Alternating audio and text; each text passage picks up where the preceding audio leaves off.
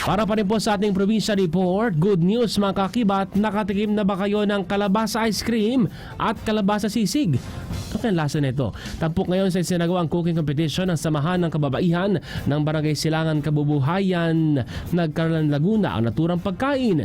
Ito ay bilang pakikisa sa pagdiriwang ng buwan ng nutrisyon.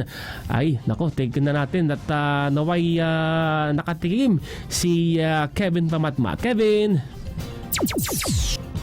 Gamit ang mga masustansyang sangkap gaya ng kalabasa, malunggay at talong, ipinamalas ng mga kalahok ang kanilang husay sa pagluluto ng iba't ibang masustansyang pagkain.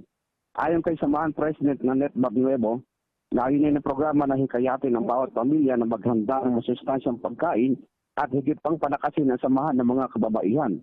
Kabilang sa mga inhandang putahe ang kalabasa sisig, kalabasa ice cream, kalabasa ice candy, kalabasa chips at crispy talong.